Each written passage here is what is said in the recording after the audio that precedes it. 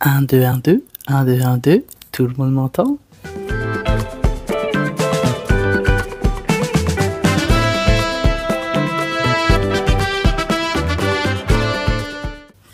Bon, on installe ça.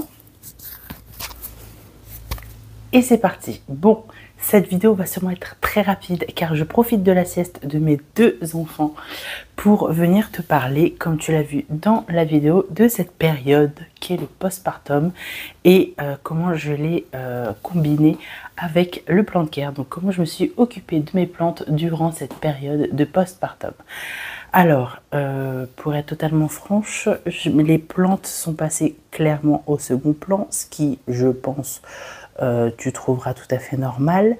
J'ai eu des pertes parce que sous arrosage et on est enfin arrivé en été, donc forcément avec les chaleurs, eh ben écoute, il y a des plantes qui sans eau ont capitulé. Il y a eu aussi des nouvelles feuilles, donc voilà, je voulais te montrer tout ça. J'ai eu des nouvelles plantes aussi. Enfin, j'ai eu une nouvelle plante, pas des nouvelles plantes. J'ai eu 3 boutures d'une plante pour être totalement précise avec toi. Je voulais faire un petit update plante après un mois avec bébé. Ma Monstera Mint a continué de grossir et de grandir. Son marcotage a vraiment bien fonctionné. Je vais bientôt couper et rempoter quand j'aurai un moment. Mais bon là, le marcotage peut rester tel quel et en place pendant encore un petit moment. J'ai pas trop d'inquiétude là-dessus. Mon Ring of Fire, lui, écoutez, aucun problème, il va bien. Il a encore sorti une nouvelle feuille que je trouve pas très panachée. Donc je pense que je vais vraiment finir par le pousser un peu de la fenêtre parce que le Sun Stress fait qu'il est moins panaché que ce qu'il a pu être. Mon Violine Variegata a enfin sorti une nouvelle feuille. Je suis trop contente parce que ça, par contre, je l'attendais. J'avais vraiment peur que voilà, le rempotage, le fait d'arriver ici soit très compliqué pour lui et qu'il s'en sorte pas. Mais voilà, on est en juillet. Il m'a sorti la première feuille qu'il a sortie à la maison. Il était temps parce qu'il est arrivé au mois de mai quand même. Donc non, je suis très contente de cette nouvelle feuille qui est arrivée. Elle n'est pas très variegata, mais écoutez, elle est un peu chafouin, mais je pense que clairement mon appartement manque d'humidité. On y reviendra, mais je vais mettre en place les humidificateurs de façon autonome comme les tapis chauffants pour essayer d'aider un peu celles qui en ont besoin parce que là, je sens que ça manque sur certaines plantes. Mon ami Dryob, écoutez, lui, il m'a fait un runner, mais sinon, il va plutôt bien. Je devais le tutorer, j'ai toujours pas fait. Il faut absolument que je m'en occupe. Mais si je vous dis, il faut absolument que je m'en occupe pour toutes les plantes pour lesquelles j'ai pas eu le temps de m'occuper, je pense que ça va être la totalité de mes plantes. Déjà, elles sont encore en vie. J'ai réussi à faire 2 sessions d'arrosage en 1 mois. Je me félicite pour ça. Bon, certaines n'ont pas aimé qu'il y ait si peu d'arrosage avec les chaleurs qui sont revenues. Alors, on n'a pas forcément un très gros soleil dans le Grand Est, mais il fait chaud, on a des orages. Voilà, là, on doit être autour de 26 à l'extérieur. On est facilement à 30 à l'intérieur parce que voilà, je suis dans un appartement qui chauffe très vite. Les plantes, elles sont ravies, mais du coup, elles ont aussi besoin d'humidité. Et il va vraiment falloir que je m'occupe de ça. Écoutez, le panda, il explose. Il est de plus en plus grand. Il commence à pencher. Donc, il va falloir que soit je le bouture, soit je le tuteur. Je pense que je vais plutôt partir sur la deuxième option parce que faire un tuteur, ça va me prendre quand même beaucoup moins de temps que de surveiller une bouture. Mon Ficus Shiveriana, écoutez, lui, il va bien, très bien, trop bien. Ça a été un des premiers que j'ai rempoté de la saison. Les racines ont déjà colonisé tout le pot. Après, c'est des plantes qui aiment bien être serrées, donc ça me pose pas trop de problème, mais clairement, il va très très bien. Ses feuilles sont magnifiques avec le soleil qui est revenu quand même certains jours. Les feuilles sont vraiment d'un panaché, vraiment je suis fan. Je suis fan, j'aime vraiment beaucoup. Ensuite, tac, tac, tac, comme ça de visu, le Violine Aureum, écoutez, lui aussi, il pousse très bien. Il aurait besoin aussi que je lui rajoute une partie de tuteur. Alors, c'est ce qui est bien avec les tuteurs de polyèdre. Je vous remets son Instagram ici. C'est qu'on peut les emboîter les uns dans les autres. Donc, j'ai juste à mettre de la sphène et à emboîter. Donc, ça va être un gain de temps et une facilité. Bon, c'est pas encore fait, mais je sais que quand je vais m'y mettre, ça va être hyper rapide à faire. Donc, c'est plutôt chouette quand on a peu de temps et 2 enfants. Ensuite, alors ma Monstera Adansonii Variegata, ah bah alors elle kiffe sa vie. Elle n'a pas besoin de moi. J'ai dû l'oublier de l'arroser. La dernière fois, je l'ai trop arrosée. Elle a même les parties blanches ont même eu du marron parce que j'avais surarrosé. Ah, mais elle est repartie, mais du feu de Dieu, sachant qu'à la base, elle était vraiment, vraiment en souffrance. Quand elle est arrivée ici, elle n'a pas du tout aimé. Elle a perdu beaucoup, beaucoup de feuilles. Et là, tout est revenu et encore plus beau. Vraiment, je suis en amour devant cette plante, alors que je l'aimais un peu moins de par le fait qu'elle était toute dégarnie. Mais c'est comme le panda, hein. Le panda qui a repris à la base, ça lui donne vraiment un côté étoffé. Je trouve ça vraiment magnifique. Pour la première plante qui va vraiment très mal et que je pense que je suis en train de perdre, c'est... je vous mets à l'écran, j'ai oublié le nom.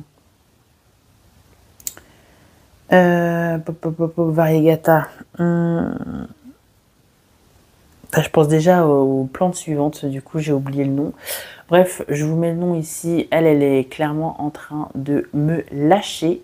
Je pense qu'il y a eu un surarrosage parce que je l'ai bassinée donc avant de partir à la maternité, 2 jours avant. Et en fait, depuis, ça ne va pas du tout. Il faudrait que je dépote, que je regarde les racines. Ce sera, je pense, l'occasion d'une petite vidéo. J'essaye de sauver ma plante. Parce que celle-là, j'y tenais vraiment très fort. Mais plus ça va, moins ça va. Donc, à voir. Sinon, mon Ficus Tineke, alors lui, très bonne surprise. Bon, lui, comme d'habitude, il a repris sa croissance à fond les ballons. De toute façon, j'ai jamais eu de problème avec lui. Il a toujours adoré être chez moi, donc c'est parfait. Il boit énormément parce qu'il a décidé de me faire pas une, mais 2 ramifications, les gars. Donc avec des feuilles, mais vraiment trop kikinettes. Franchement, il est trop bien, il est trop chou. Et je pense que ça va vraiment finir par devenir un arbre en fait. Donc je me dis qu'il va vraiment falloir qu'à un moment donné, je lui trouve une place de choix. Parce que là, il est adossé à la fenêtre pour essayer de tenir. Mais il lui faudrait un très grand tuteur. Parce que là, il mérite vraiment. Il mérite d'être un peu plus mis en avant, on va dire. Voilà, alors ma grosse mémère de Monstera Deliciosa classique, hein, la verte, va très bien. Écoutez, elle m'a sorti une dernière feuille il y a encore une semaine, malgré le fait que je l'arrose quand même peu. Elle a plein de bébés à ses pieds. Donc je pense que ça va la réétoffer, je pense que ça peut être très joli. Voilà, bébé que je soutiens avec une petite lampe horticole parce que on est quand même dans le coin là-bas qui ne reçoit pas de lumière, donc il faut quand même à un moment donné que y ait de la lumière qui arrive pour soutenir la croissance de tous ces bébés-là. On poursuit avec celle que j'ai derrière moi. Elle, il faut vraiment que je m'en occupe parce que j'ai vu des trips dessus. Oui, messieurs, oui, mesdames, je suis dégoûtée. Donc il va falloir que je la traite. En plus, elle est en plein milieu de toutes les autres. Shame on me, je ne m'en suis pas encore occupée. J'ai vu sa nouvelle feuille. J'ai vu que sur sa nouvelle feuille, il y avait des points. J'ai retourné la feuille et j'ai vu un trips. J'ai fait merveilleux. J'ai que ça à faire de m'occuper des trips en ce moment dans ma vie.